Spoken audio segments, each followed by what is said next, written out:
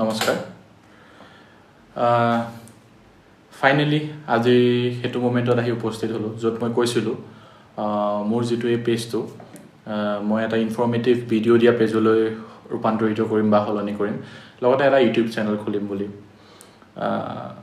আজি আহি সেইখিনি পৰ্যায়ত উপনীত হৈছো বা কৰিবলৈ ওলাইছো আগত বহুতখিনিৰ পৰা ভাবি আছিলো যদিও ফাইনেলি কৰিব পৰা নাছিলো বা কিছুমান কামৰ মাজত ব্যস্ত থকাৰ বাবে কৰিব পৰা নাছিলো বহুতখিনি কাম আৰম্ভ হৈছিল কিন্তু সময় নহলগৈ এতিয়া ফাইনেলি সময় উলিয়াইছো আৰু কৰিম বুলি মন মেলিছো ইয়াৰ বিষয়ে মই আগতে আপোনালোকক জনাইছো তাৰে ভিতৰত কথাটো গম পাই আপোনালোকৰে মাজৰ পৰা বহুজনে বিভিন্ন ধৰণৰ উপদেশ আজি মোক দিলে যিবোৰ মোৰ বাবে সঁচাই উপকাৰিতামূলক আছিল এই সকলোবোৰ আপোনালোকৰ উপদেশ দেখাৰ পিছত মূলতঃ মই এতিয়া এটা মানে ডিসিশন লৈছো বা এটা ভাবিছো যে আগন্তুক যিবোৰ ভিডিও হ'ব এই পেজটোত বা মোৰ ইউটিউব চেনেলত যিবোৰ ভিডিও আপলোড হ'ব সেইবোৰ মূলতঃ হ'ব কাৰেন্ট এফেয়াৰ্স এনশিয়েন্ট টাইমৰ বিভিন্ন ঘটনাৰাজি বা ধৰিল পৌৰাণিক কথা ৰিলিজিয়াছ স্ক্ৰিপচাৰ আদিৰ বিষয় আৰু মূলতঃ মই ভাবো আপোনাৰ বৰ্তমানৰ চলিত ঘটনাৰাজিৰ হ'ব আমাৰ দেশ হওক আমাৰ অসম হওক ইয়াৰ ওপৰত ভিত্তি কৰি মূলতঃ যিবোৰ ঘটনাৰাজি তাৰ ওপৰতে হ'ব বাৰু যি কি নহওক আহি যেহেতু এই পৰ্যায়ত উপস্থিত হলোয়ে গতিকে মানুহে সদায় প্ৰথমা কাম ভগৱানৰ নাম লৈ কৰিব লাগে গতিকে আজিৰ যেটো ভিডিও হ'ব বা কাহিনী হ'ব হেতু এজন ভগৱান বা ধৰিলক বা এটা ভগৱানৰ সমান্তৰিক বা সমান্তৰাল এটা চৰিত্ৰৰ ওপৰতে হ'ব এই চৰিত্ৰটো কিন্তু মূলতঃ আমাৰ অসমৰে আছিল কিন্তু আপুনি যদি বৰ্তমান সময়ত দেখা যায় বা দেখা পায় তেনেহলে বিশদভাৱে এই চৰিত্ৰটোৰ বিষয়ে আলোচনা কৰা দেখা নাযায় বা আমি দেখা নাপাওঁ হয়তো বহুত লোকে ইয়াৰ বিষয়ে জানিবও পাৰে আৰু বহুত লোকে নাজানিবও পাৰে কিন্তু মোৰ নিজৰ মানে ধৰিলক এক্সপেৰিয়েন্সৰ পৰা মই ক'ব বিচাৰো যে হয়তো ম্যাক্সিমাম মানুহে নাজানে কিয় নাজানে বুলি মই এটো কাৰণে কৈছো যে মই ইয়াৰ বিষয়ে আজিলৈকে মোৰ ধৰিলক মোৰ নিজৰ জীৱন কালত এই চৰিত্ৰটোৰ বিষয়ে বহু ধৰণৰ মই বিশদভাৱে আলোচনা হোৱা দেখা নাই কিয়া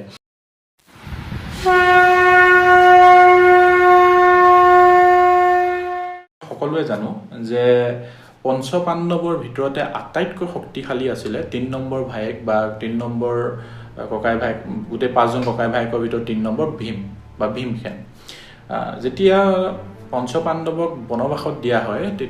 যেতিয়া ভীমে অৰণ্য বুলি কক বা বনত বুলি কক যেতিয়া তেওঁ বিচৰণ কৰিছিল তেতিয়া আমি সকলোৱে জানো যে এগৰাকী ৰাক্ষস কন্যাৰ লগত তেখেতৰ গন্ধৰ্ব বিবাহ হৈছিল আৰু যাৰ ফলশ্ৰুতিতে এজন সন্তান জন্ম হয় আৰু সেই সন্তানৰ নামে আছিল ঘটুৰকচ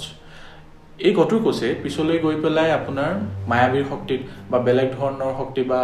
বিভিন্ন যুদ্ধ আদিৰ ক্ষেত্ৰত পাৰ্গত হৈ পৰে আৰু হয়তো বহুতে জানে যে বৰ্তমানৰ যি আমাৰ অসমৰ মৰিগাঁও জিলা মায়ং সেই মায়ঙেই ঘটুৰকচৰ কিংডম বা শাসনৰ জেগা বা ধৰিলক ৰাজ্য বুলি বহু লোকে ক'ব বিচাৰে ইয়াৰ আৰু কিছুমান কথা আছে যে বৰ্তমান সময়তো যদি চাই যে মায়ং জাদুৰ বা ধৰিলক এনেকুৱা ধৰণৰ শক্তিৰ বাবে বহু ধৰণৰ প্ৰচলিত বিশ্ব প্ৰচলিত আৰু যদি মহাভাৰতৰ কাললৈ যায় তেনেহলে ঘটুৰকচ মায়াজাল বা জাদুৰ ক্ষেত্ৰত বহু ধৰণৰ পাৰ্গত আছিল আৰু সেই তাৰে লিংক স্বৰূপে বহু লোকে মানে কয় যে এই বৰ্তমানৰ মায়ঙে আছিল ঘটুৰকচৰ মানে ঘটুৰকচে ৰাজ্যত কৰা ৰাজ্য বাৰু যি কি নহওক এতিয়া আহোঁ এই মূলতঃ আমি যেটো চৰিত্ৰৰ বিষয়ে আলোচনা কৰিব ওলাইছো এই চৰিত্ৰটোৰ বিষয়ে আপোনালোকে বাৰু কেতিয়াবা এই সিম্বলটো বা এই মূৰ্তিটো ক'ৰবাত দেখিছেনে হয়তো মোৰ নিজৰ পিনৰ পৰা মই কৈছো আৰু ধৰিলক মই ক'ত দেখিছো কিছুমান গাড়ীৰ বেক সাইডে কিছুমান নিৰ্দিষ্ট মন্দিৰৰ ভিতৰত কিন্তু এই বিশেষকৈ এই মূৰ্তিটো আপুনি যদি দেখে কিছুমান মন্দিৰতে স্থাপিত হয় কিন্তু আপুনি বিশদভাৱে আমাৰ অসমত দেখা নাপায় কিন্তু কিছুমান জেগায় আছে বিশেষভাৱে এই মূৰ্তিটো বা এই সিম্বলটো বা ইয়াৰ লগত জড়িত যিখিনি প্ৰথা আছে আপুনি যদি চাই তেনেহলে ৰাজস্থান বা গুজৰাটৰ পিনৰ লোকসকল মাৰোৱাৰীসকলে বেছি পূজা পাতল কৰা দেখা যায় কিন্তু ডাঙৰ কথাটো কি জানেনে এই যেটো চৰিত্ৰ বা কেৰেক্টাৰটো আমাৰ অসমৰ লগতে জড়িত এই মূৰ্তিটো যে দেখিছে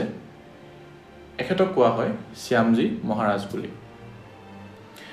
আপুনি যদি মহাভাৰতৰ কাললৈ উভতি যায় সেইখিনি সময়ত যিদৰে মই আলোচনা কৰিলো যে ভীমৰ পুত্ৰ ঘটুৰকচ আছিল আৰু এই ঘটুৰকচৰে এজন সন্তান আছিল যাৰ নাম আছিল বাৰবাৰী মহাভাৰতৰ যুদ্ধ যেতিয়া চলিত হৈ থাকে বা মহাভাৰতৰ যুদ্ধ যেতিয়া হৈ থাকে সেইখিনি সময়ত এই বাৰ্বেৰিকে এটা নিজকে প্ৰতিজ্ঞা কৰিছিল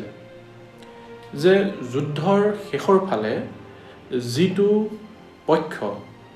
দুৰ্বল হৈ আহিব সেই দুৰ্বল হোৱা পক্ষক পিনে তেখেতে নিজৰ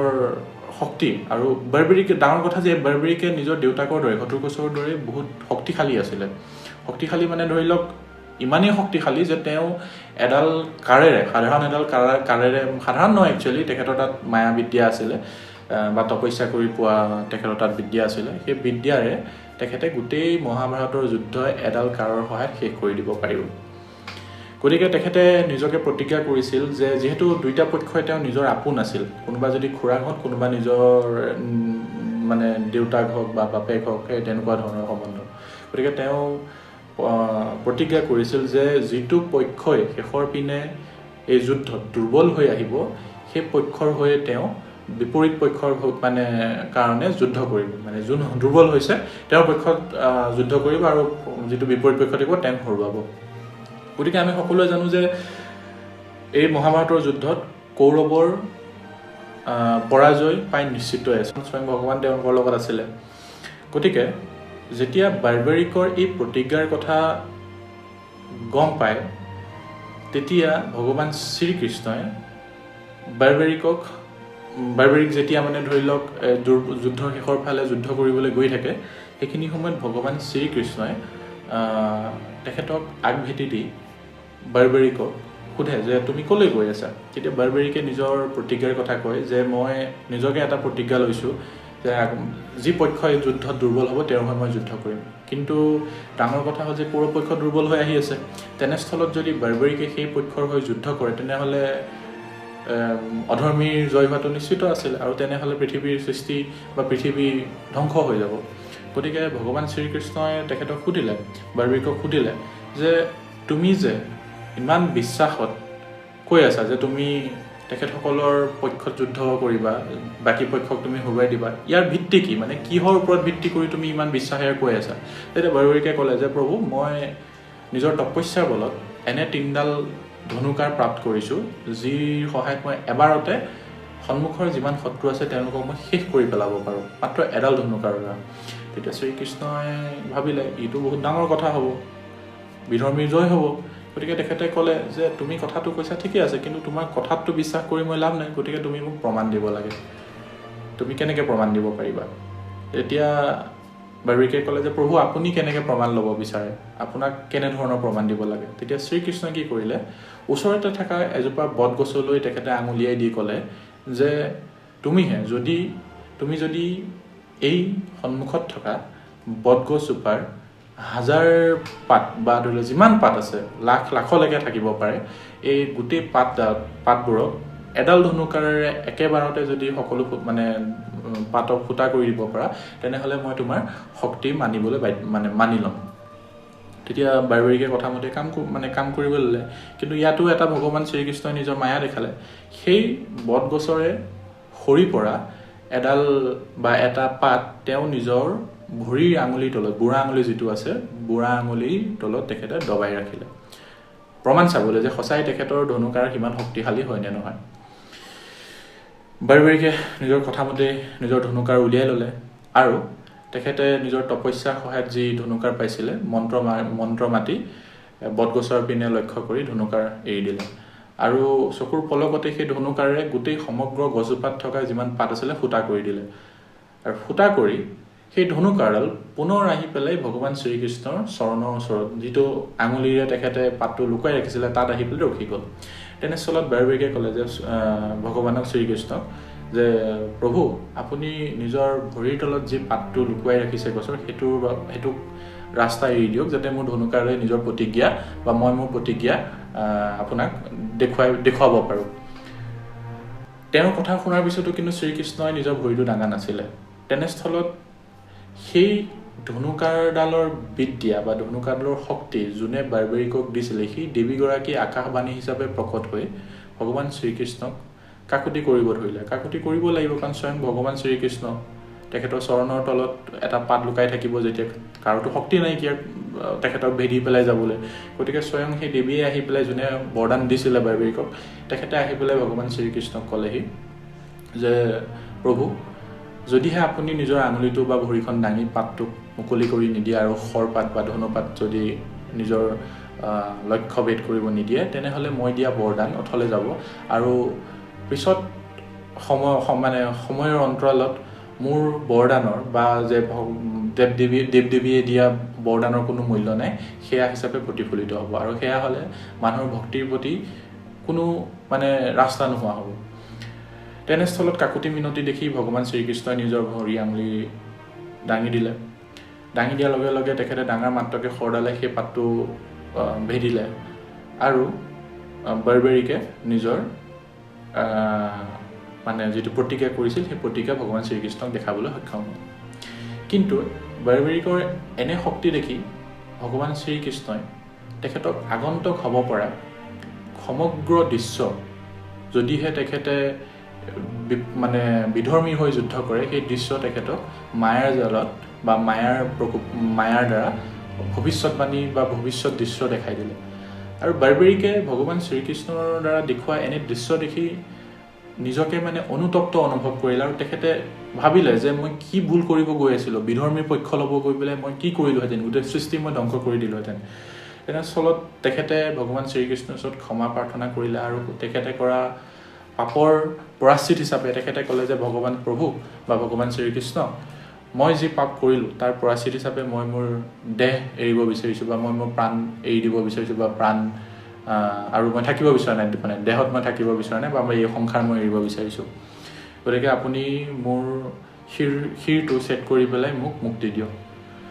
কথামতেই কাম কাৰণ তেখেতে যদি জিন্দা থাকে তেখেতে কিবা পক্ষে আকৌ পুনৰ যুদ্ধ কৰিব পাৰিবও পাৰে বা কৰিবও পাৰে গতিকে ভগৱান শ্ৰীকৃষ্ণই তেখেতৰ কাকুতি ৰক্ষা কৰি বাৰ্বেৰিকৰ যিটো শিৰ সেই শিৰটো বাৰ্বেৰিকে নিজে শিৰ ছেট কৰি পেলাই ভগৱান শ্ৰীকৃষ্ণক সমজি দিলে আৰু ভগৱান শ্ৰীকৃষ্ণই তেখেতক এটা বৰদান দিলে যে তুমি বিনা শৰীৰে ডিঙিৰ পৰা তলৰ অংশৰ বিনাকে তেখেতে গোটেই সমগ্ৰ মহাভাৰতৰ যুদ্ধ চাব পাৰিব আৰু সেই কথা হিচাপে তেখেতৰ শিৰটো নি পেলাই এটা ওচৰৰে পাহাৰৰ টিলাত ৰাখি দিলে আৰু বাৰ্বেৰিকে গোটেই সমগ্ৰ দৃশ্য চাব পাৰিলে আৰু লগতে বৰদান দিলে যে আগন্তুক সময়ত তুমি তোমাৰ তাত ইমান শক্তি থকাৰ পিছতো বাৰ্বেৰিকৰ তাত যি সিমান শক্তি আছিল তেখেতে এডাল কাৰেৰে যিহেতু গোটেই ভগৱানৰ যি লিখি ৰাখিছে সেয়াও সলনি কৰি দিব পৰা তেখেতৰ যিহেতু শক্তি আছিল তেনেস্থলত তেখেতে ইমানখিনি ভাবি পেলাই নকৰি নিজৰ যিহেতু প্ৰাণ ত্যাগ দিলে গতিকে ভগৱান শ্ৰীকৃষ্ণই তেখেতক বৰদান দিলে যে আগন্তুক সময়ত তুমি যি ত্যাগ কৰিলা তাৰ বাবে তোমাক মোৰেই ৰূপ হিচাপে ভগৱানে কলিকালত বা বৰ্তমান কালত তোমাক পুজিব শ্যাম হিচাপে মোৰ নামো শ্যাম আৰু তেতিয়াও তোমাক ধৰি লোৱা ভগৱান শ্ৰীকৃষ্ণৰ নাম তেতিয়া শ্যাম আছিলে গতিকে কলিকালত তুমিয়ে শ্যাম হ'বা মোৰ ৰূপ হিচাপে তোমাকে পূজা কৰা হ'ব আৰু যিসকলে নিজৰ নবনা কাম যাৰ কাম বনিব আছে বা কাম হোৱা নাই তেখেতে যদি তোমাৰ ওচৰলৈ আহে তেনেহ'লে তেখেতসকলৰ কাম বনিব আৰু লগতে ক'লে যে তোমাৰ যি খৰডাল বা ধনুডালে আহি পেলাই মোৰ যি বুঢ়া আঙুলিৰ ওচৰত ৰখি গৈছিলে সেই বুঢ়া আঙুলি মোৰ শৰীৰৰ আটাইতকৈ কমজোৰ অংশ হিচাপে ৰখি যাব আৰু ইয়েই অনাদিকালত বা ভৱিষ্যত সময়ত মোৰ বৈকুণ্ঠ গমনৰ কাৰণ বনিব আৰু আমি সকলোৱে জানো কিদৰে এজন সাধাৰণ ব্যাধৰ ধনুকাঁড়ৰ বাবে বা ধনুকাঁড়ৰ আঘাতত ভগৱান শ্ৰীকৃষ্ণই বৈকুণ্ঠ গমন কৰিছিলে আৰু সেই ধনুকাঁড়ডাল লাগিছিল ভগৱান শ্ৰীকৃষ্ণ বুঢ়া আঙুলিতে গতিকে এক মায়া আছিলে ধৰি লওক ভগৱান এতিয়াও যদি আপুনি ভাবে যে মানুহ মৰি যায় কেনেকৈ তৎক্ষণাত চাবচোন এটা বাহানা লাগে মানুহ মৰিবলৈ কাৰোবাৰ কোনোবা যদি দুটা গুলি লাগিলেও নমৰে কাৰোবাৰ মূৰত ঢকুনা পাত লাগিও মৰি যায় গতিকে কথাটো তেনেকুৱাই এখন মায়াৰ পৃথিৱী য'ত আমি এটা বাহানা লাগে মানুহক মৰিবলৈ ভগৱানো মানৱ শৰীৰত আহিছে ভগৱান শ্ৰীকৃষ্ণ গতিকে তেখেতে মায়া কৰি হৈ গ'ল গতিকে এই শৰীৰ এৰিব লাগিব এটা বাহানা লাগিব গতিকে সেইটোৱেই হ'ল যে বুঢ়া আঙুলিত খৰ লাগি মই বৈকুণ্ঠ গমন কৰিম গতিকে মই যি ভিডিঅ'ৰ আৰম্ভণিত কৈছিলোঁ যে এই কেৰেক্টাৰটো একচুৱেলি আমাৰ অসমৰ গতিকে ঘটুৰকচ মায়াঙৰ ৰজা আছিল আৰু সেই ৰজাৰে সন্তান আছিল বাৰ্বেৰিক আৰু বাৰ্বেৰিক যদি ঘটুৰকচ অসম বা মায়াঙৰ আছিল তেনেহ'লে বাৰ্বেৰিকো আমাৰ অসমৰে আছিলে কাৰণ দেউতাকে য'ত ৰাজত্ব কৰিব তেওঁৰ সন্তানো তাতেই থাকিব গতিকে ডাঙৰ কথাটো কি জানেনে এই দেৱতা গৰাকী বা এই কেৰেক্টাৰ বা চৰিত্ৰটো বৰ্তমান সময়ত আপুনি ৰাজস্থান বা গুজৰাটত যদি যায় বহুত বৃহৎভাৱে পূজা পাতল কৰা হয় বা মানা হয়, কিন্তু আমাৰ অসমত তেওঁ কোনো ধৰণৰ স্বীকৃতি আমাৰ অসমীয়া মানুহে দিয়া নেদেখোঁ, বা মই নকওঁ স্বীকৃতি দিয়া নেদেখোঁ বুলি, বা ধৰি লওক নাজানে বহুতে বা তেনেকুৱা প্ৰচলন নাই। গতিকে এয়াই আছিল আজিৰ চৰিত্ৰটোৰ বিষয়ে। গতিকে আগন্তুক সময়ত পুনৰ এনেধৰণৰ নজনা কথা লৈ আপোনালোকৰ ওচৰত কাষ চাপিম। ধন্যবাদ।